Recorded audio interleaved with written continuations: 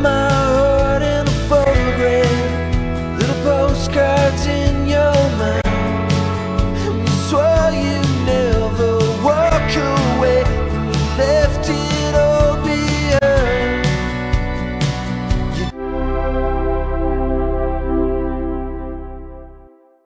Yeah, so I did it again. Like almost a month ago, I made a mix with the Amek 9099 console plugin from Plugin Alliance and the same mix with the stock Cubase plugins. And the results were quite surprising to me, so I'll link that video at the end of this one. This time I wanted to compare that fine Amek flavor with the brute force of an SSL console plugin, also from Plugin Alliance. And I chose the SSL 9000J plugin because it's the last one that Plugin Alliance modeled from SSL. And arguably you could consider that this is the best model because this is the last one they did, so they could use all their experience in modeling SSL consoles. And this plugin also has the most extensive features of all their SSL models.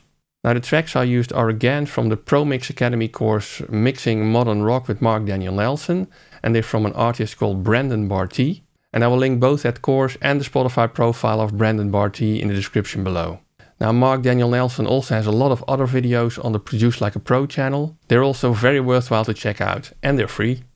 Now the rules were again very simple for this. I used one type of console plugin on one mix, the Amek 9099 plugin, and I just used EQ and compression from that console plugin. And then on the other mix, I used the SSL 9000J plugin, again only EQ and compression. Now there are some other plugins on the mix, most notably delay and reverb plugins, but I used the same plugins with the same settings on both mixes. Now if you want to check out details of all of those, I refer you to the other video, which I will link at the end of this one.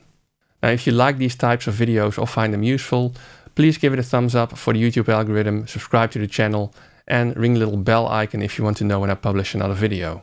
I also have a lot of affiliate links in the description that you can use to support the channel even more. Buy anything via those links, I get a small commission, and it doesn't cost you anything extra. But let's get back to the Amek and the SSL console plugins.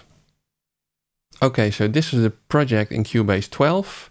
You can see I have the stock Cubase plugin mix in a folder, I have the Amek mix in a folder, and I have the SSL mix in a folder. Now since we're focusing on comparing the Amek and the SSL, let's expand those folders.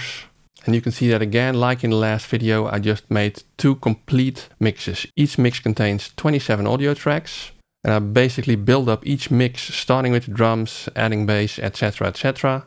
And I try to get a similar sound for each track, although the plugins kind of have their own flavor and preferences, which in the end translates to these mixes sounding slightly different, of course, which is the interesting part that I wanted to check out in this video. The state of these mixes is that they are rough mixes and they are static, so I didn't do any automation. But I think it should be enough to give you an impression of what the differences are between these two console plugins. Now maybe it's interesting to first look at the differences in one element of these mixes. So let's open the drums and have a listen to the main kick microphone and how it sounds in the Amek mix versus how it sounds in the SSL mix. First the Amek mix.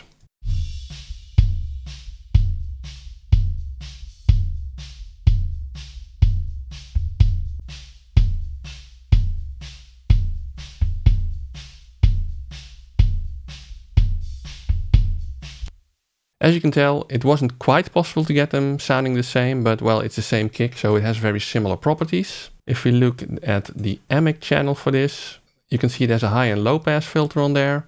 There's some compression, 3:1 compression ratio, fastest release, and well, medium attack. I also boosted a bit on the main frequency of the kick, around 60 Hz. Took out some ugly drum frequencies around 300. Boosted again quite a bit on the high end of the kick, the click sound. And if you look at what I did on the SSL, it's pretty much the same. High pass and low pass, around the same frequencies. Compression 3:1, fastest release. And well, for the attack, I only have two settings that I can choose of. I can choose a fast attack or not a fast attack. So I chose the attack which was not so fast because it's also medium over here on the Amek. I boosted around 60, but I needed a lot less. Took out some frequencies around 300 and boosted quite a lot around the click sound of the kick. So as you can see, I did very similar treatment on the kick. Started out with the same settings, but then I shaped it to make it sound a bit more equal and similar. So let's have a listen to the full mixes now and what the differences are. Trap my heart in a photograph, little postcards in your mind. And you swore you'd never walk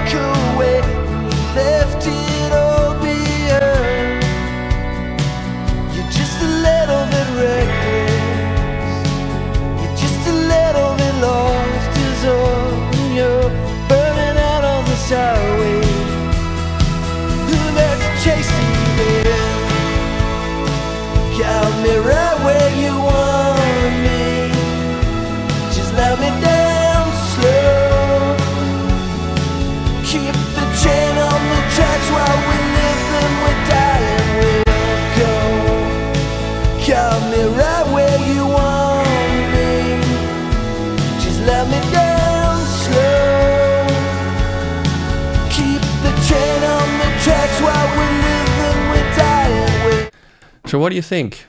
Did you prefer a certain mix? Or did you feel they sounded very, very similar? And if you preferred one, what did you prefer about it? I'm very curious to hear your opinion and see how you perceived these two mixes when you compare them. And oh, by the way, you can also download these mixes with the link in the description below, so you can have a listen in your own DAW. And I also included the stock Cubase plugin mix, so you can even compare that one to the Amek and the SSL mix. Now to me, I again felt that there were differences, but you can make a very nice mix with either plugin. I feel the Amek sounded a bit more round to me, maybe a bit more polished, where the SSL had a more punchy characteristic to me, although some may even call it harsh. In that respect, the Amek sounded a bit more yummy to me because of the more round character. But there's no right or wrong, it's all a matter of taste, so please let me know your opinion. And like I said a couple of times already, I also made a similar video in which I compared an Amek mix against the stock Cubase plugin mix. If you want to have a look at that, check it out over here, enjoy, and see you soon.